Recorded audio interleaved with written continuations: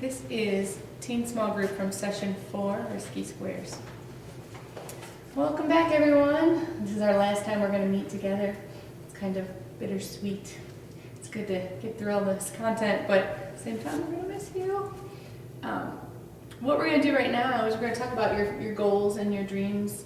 And I have some index cards here. Do you have a pen or a pencil? Take a minute and write down one of your goals that you have for your life. But don't tell anybody. Don't show anybody.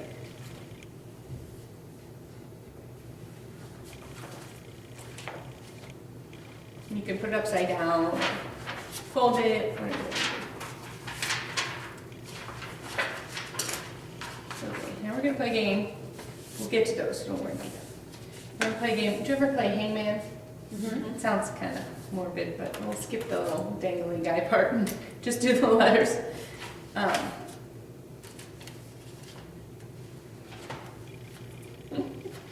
And this is going to be,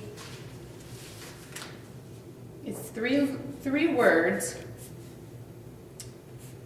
and you need to take turns giving me letters, and we'll fill in. Well, you've played this before, so you probably all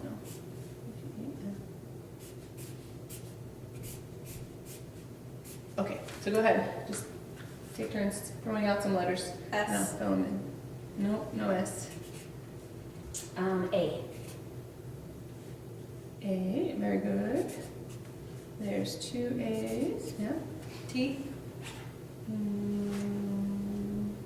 T? U.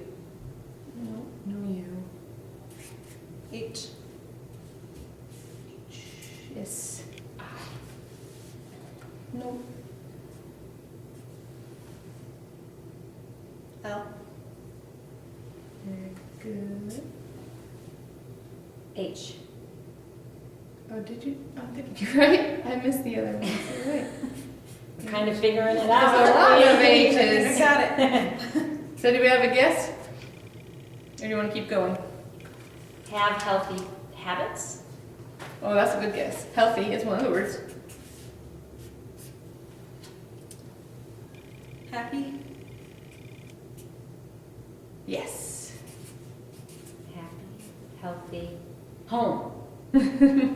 No, but go with that. There is an O.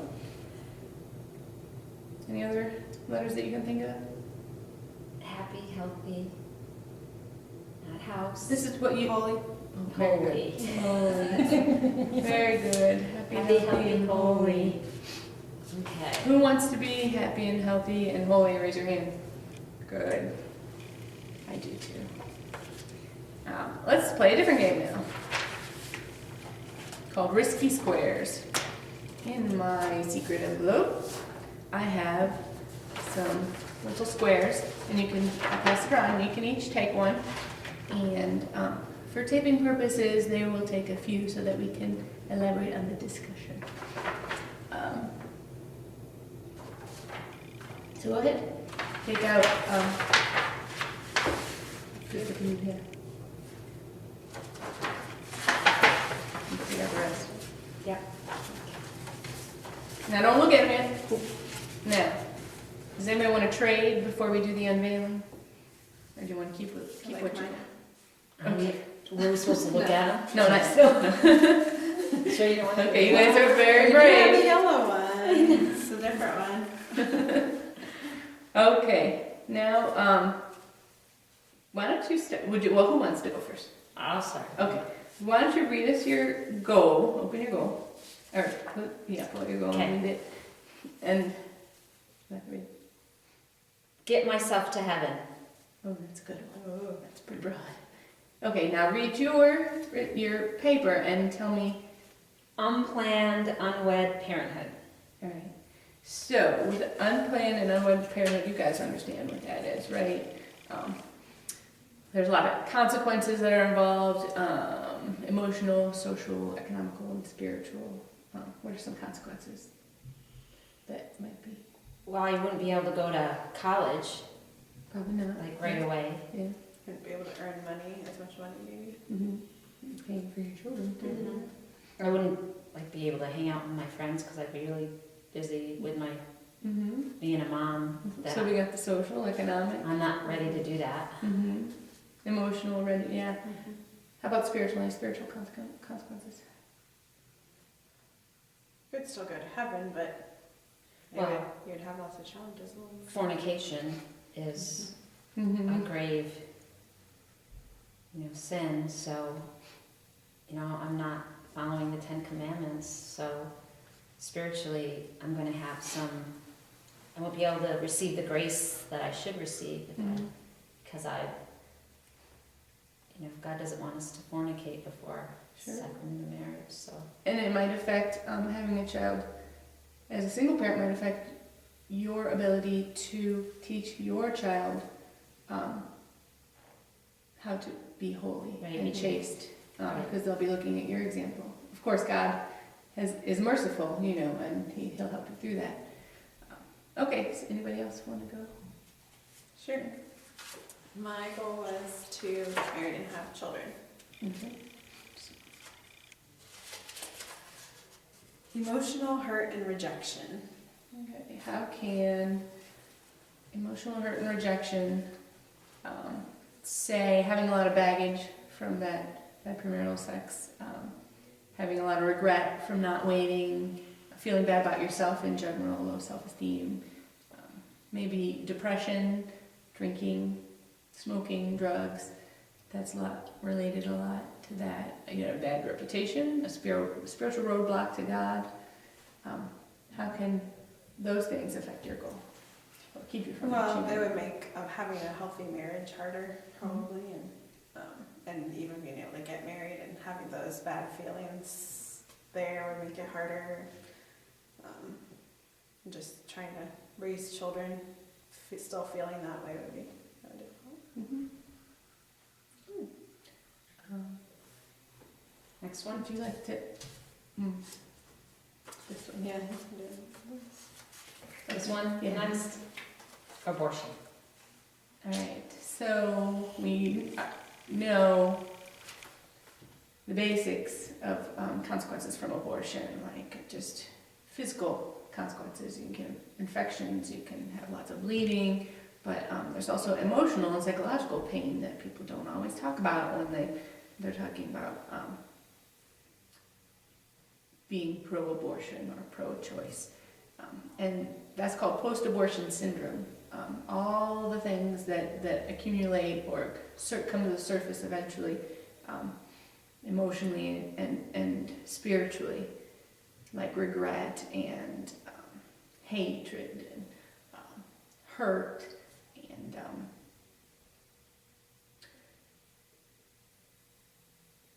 a lot of that is what makes up post-abortion syndrome. But there is help and there is God's mercy. So it's not like that's the end for you and like you should just give up. Definitely, there's the sacrament of reconciliation, and there are groups in the church like Bethesda or there's another one. Rachel's Vineyard. Yeah, that's right. So how can abortion affect your goal? Tell us your goal again. Get myself to heaven. How can having an abortion get in the way of you getting to heaven? Because abortion is killing a baby. Mm-hmm. And so Murder. one of the 10 Commandments is thou shalt not kill. Exactly. Yes. So abortion could also allow me, like you said, to have other effects of sin. If it's okay for me to kill, then maybe it's okay to do other stuff. Exactly. It's that slippery slope. And we know that committing mortal sin removes us from a state of grace and the ability to hear God in the Holy Spirit, the message that He's trying to tell us, or how He's trying to help us to grow spiritually. But isn't abortion legal? Yes, but just because something's illegal doesn't make it right or virtuous, I guess you can say.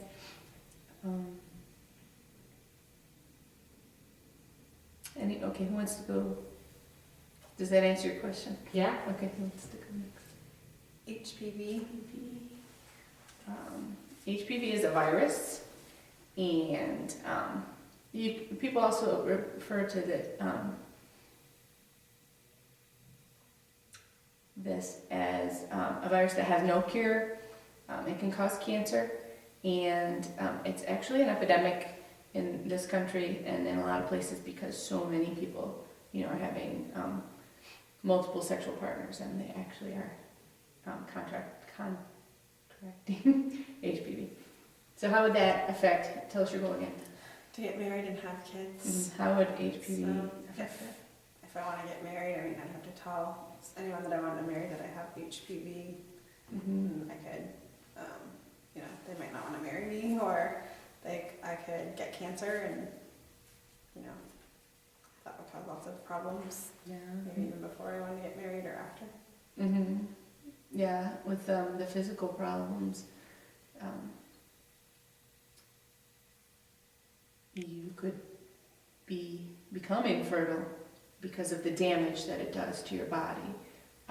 But at the same time, there's the emotional barriers, fear. Maybe your spouse or potential spouse would be afraid to get it, or maybe give it to a child. Mm-hmm. Good.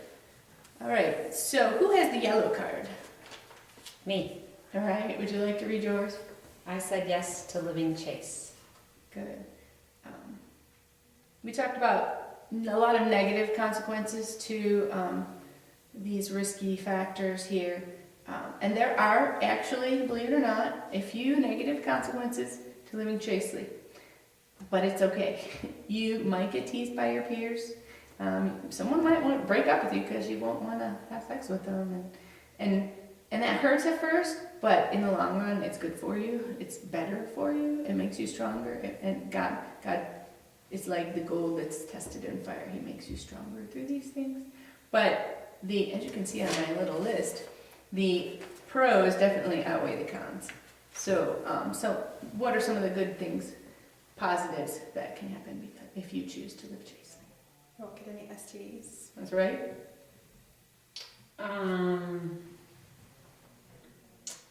Maybe you'll be able to find the one true man that God wants you to marry. Mm-hmm. Mm-hmm. You'll be open to God's will because you'll have that grace flowing freely.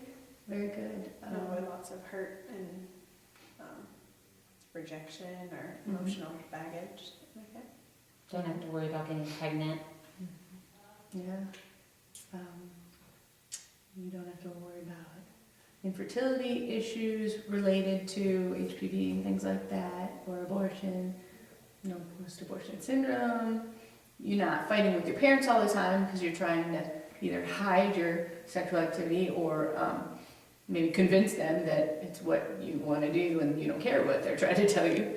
Oh, I won't get on the pill. That's right. Because that's really bad for you. Uh-huh. It's Yeah. a class 1 carcinogen. It causes cancer. That's Breast right. cancer. It'll tear you up.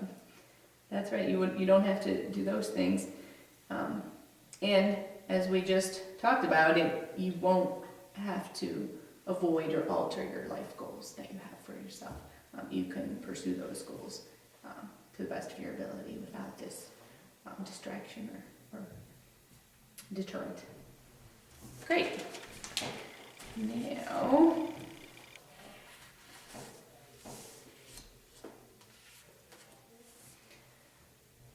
what does living chastely give you the freedom to do? We talked about what you won't have to do, but what does living chastely give you the freedom to do? One thing was pursue your goals. What other examples can you think of? I made a little chart here, and actually we can just jot them down. I wrote freedom from and freedom to. So let's brainstorm some ideas.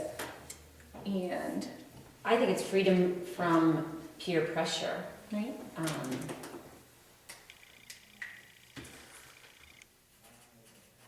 Okay, just yell them out. We already said to pursue goals. Okay. Pursue loving behavior. Freedom to love purely.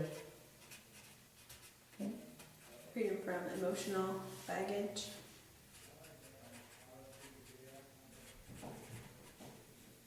Okay. freedom to respect the dignity of others. And to respect the differences.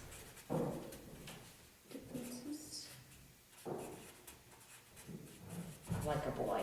Stuff like that, me. Good. How about a couple more freedoms? Freedom from peer pressure. Sexually transmitted disease. Well, let's reverse a little bit. Freedom from peer pressure. If we choose to live chastely, could we say completely that we would be free from pressure from our peers? No. No, because they're gonna say, "Oh, come on," or "If you really love me, you would," or. Well, I actually think that you have freedom from peer pressure because maybe initially you'll get peer pressure, but then after they'll respect you. That's good. And they stop. That's good. They stop. Because you'll have a reputation of being pure and chaste. Good. So you don't, after a while, if you're pretty confident in your decision, you don't have to worry about. Yeah, other maybe people that's a bugging good you. word. The peer pressure isn't a factor because you're clear that this is the right thing to do. Good. Freedom from a bad reputation. Yeah. There you go. Freedom from Yeah. STDs. Freedom from STDs. Good. These little cards here. Why chastity? Wall of cards. Go ahead, take one, pass it around, and read that, and let me know if there's any that we missed that we might add to our list here. Looks like we covered pretty much all of them. Good job, you guys are pretty smart. Now let's talk about lust. Does anybody know what lust means? Opposite of purity. That's It's not true love. good. It's just wanting, like using someone. Very good, very good. Yeah. The difference between love and lust can be confusing. Lust is to have a desire for or a sexual urge toward another person. People can really truly love someone in their heart, and in their soul, and really, really have good intentions, but can use that person without really knowing it or without really understanding that they are. So we can get it mixed up and act in a lustful and selfish way towards another person without intending to. Real love is not doing anything that might harm another person and always doing what's in the best interest of the other person. So does anyone want to get used? No. No, me neither. The sexual desire is natural, obviously, because that's the way God created us, and He wants us to be happy and healthy and holy, and He gives us these gifts to be fruitful for His kingdom. And chastity is the virtue that directs our sexual desire in that way to be loving in our actions towards one another and not use them. So the person who said, raise your hand if you had the Say Yes to Living Chastely card, right? If you as a group, all of you, if you say yes to living chastely, you make that virtue part of who you are, and you avoid the negative consequences, but you also make relationships with others based on respect and reverence for another person. You don't use them. And you learn how to practice sexual restraint in your relationships with others.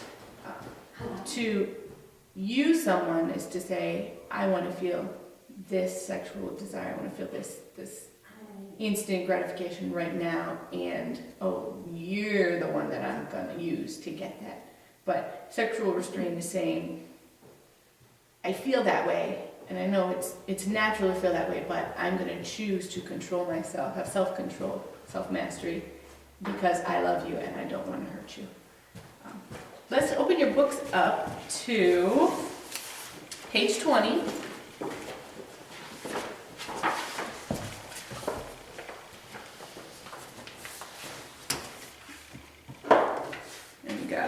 great list of practical tips or helps for living chastely. Take a minute and look over those.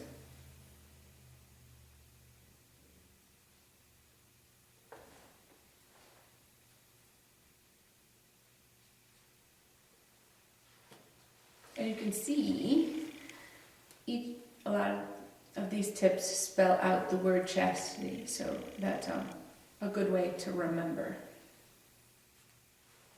when you're with your friends or you're trying to explain to someone or trying to explain to someone why you said yes to living chastely. Is there any that you want to talk about or that you kind of stand out for you or you think maybe might be hard or you don't understand? I think it would be hard to tune out and turn off media messages that promote immoral and chaste behavior. We see it everywhere. Yeah, everywhere, and it's difficult because your parents aren't always going to be there. They'll do their best to help direct you to the right media things, but they're not always going to be watching over you 24/7. You have to make those decisions to turn it off if you feel like it's leading you to have impure thoughts or unchaste actions. Any other ones? Have purity and modesty in your thoughts, words, and actions. Mm-hmm. Just especially about texting, because sometimes my friends text me things that are inappropriate. Mm-hmm. Sexting, have you ever heard that word? That's a new one to me, actually. Just people try to distract you from your purity by giving you little pieces of just, dirt comes to my mind, but basically that if you want to stay clean and pure, then you have to filter the dirt out of your life, the impurities. That's why my mom and dad don't let me plug in my phone in my room Oh yeah, to charge it at night. that's I have very to wise. I have to do it in the kitchen. That is a good point. Anything else? There's treating people with respect, because everybody is made in I God's can't image. treat my boys with respect. They're really hard to treat with respect because they can be mean. Some more than others, yes. That's what grace is for. We pray for the grace to live virtuously. Sacraments, definitely use the sacraments to your advantage. That's what they're there for. Reconciliation, if you make a mistake, and divine mercy is always there for you. All you have to do is ask, and Jesus will forgive you. Definitely keep yourself busy with activities that use your talents and your gifts, so that you're not being dragged into the dirt. You're developing yourself spiritually and physically, according to that spice flower: spiritual, physical, intellectual, creative, and emotional. It's good. You can take this home and read it a little bit more. Your parents have something similar in their books. Here is a little bookmark to help you remember. It's a chastity bookmark. Take one and pass it around. This would be a really, really good examination of conscience for you, just in general, as you go throughout your week or your day, but also if you prepare for the Sacrament of Reconciliation. And I really recommend it. So thanks for coming, and I'm sad that I can't meet with you anymore, but you got a lot of good stuff, so take it with you. Thank you. Yeah.